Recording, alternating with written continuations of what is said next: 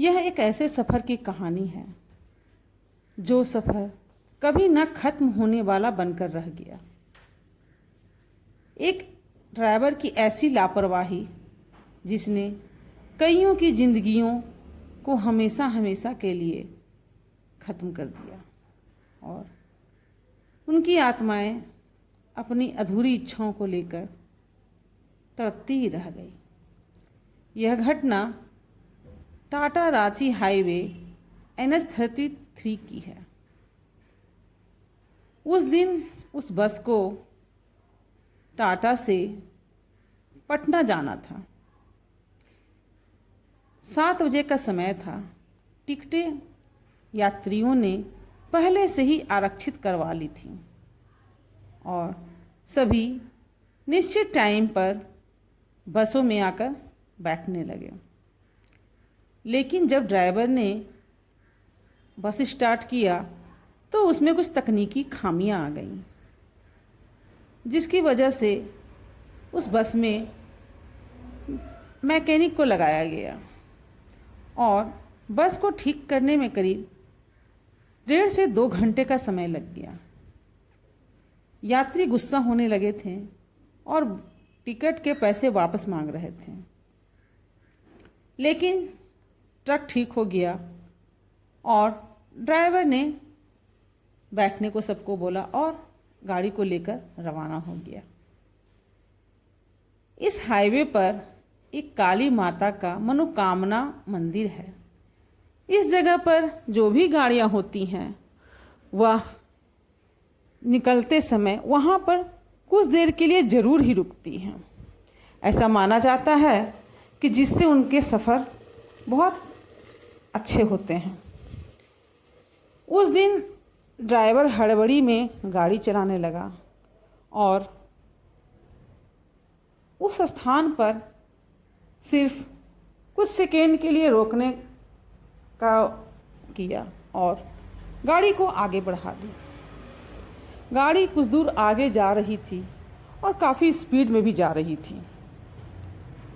वो चूँकि national highway है तो उस पर गाड़ियाँ रात में भारी वाहनों का आना जाना लगा रहता है।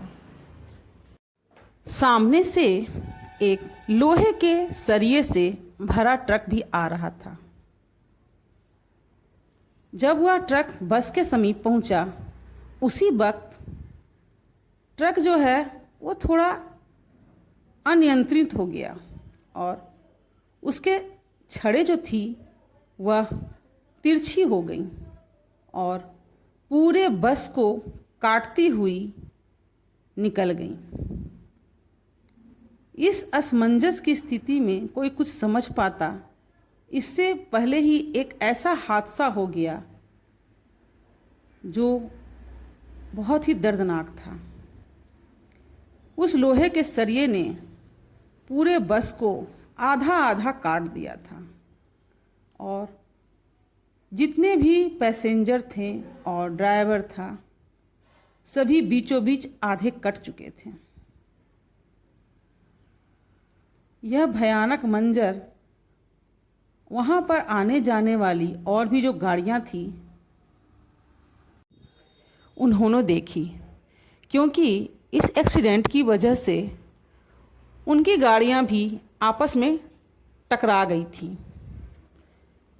जब उन लोगों ने इस एक्सीडेंट को देखा और अपने गाड़ियों से उतरे और उस बस के लोगों को बचाना चाहा, लेकिन जब सामने गए मोबाइल के टॉर्च की रोशनी में जब उन्होंने देखा तो उनके दर्द भरी चीखें निकल गई।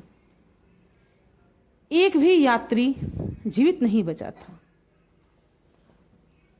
चारों ओर छक विक्षिप्त लाशें बिखरी पड़ी थीं।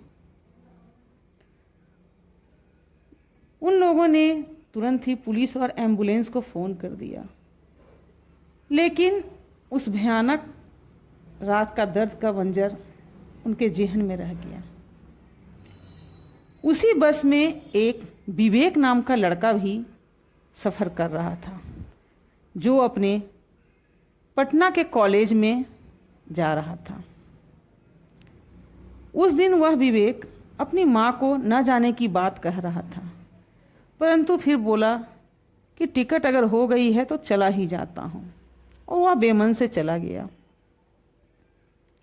विवेक की एक आदत थी कि उसके पिता जब भी अपने ऑफिस जाने लगते हैं, वह उनके बेड के समीप उनके जूते लाकर रख दिया करता था।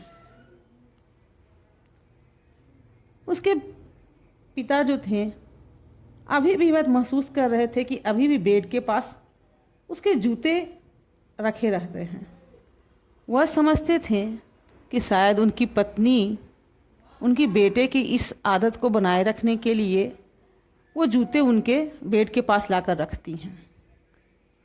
लेकिन जब उन्होंने पत्नी से इस बारे में बात की तो पता चला कि वह तो ऐसा करती ही नहीं है। यह सुनकर दोनों भौंचक्के रह गए। तब उसकी माँ ने भी बताया कि कभी कभी उन्हें ऐसा महसूस होता है जैसे उनका बेटा घर के सामने खड़ा हो।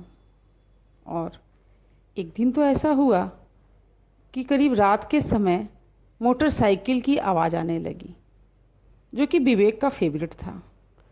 दोनों पति पत्नी जब बाहर जाकर देखें तो उन्होंने देखा मोटरसाइकिल चालू थी, लेकिन वहाँ पर कोई भी नहीं खड़ा था।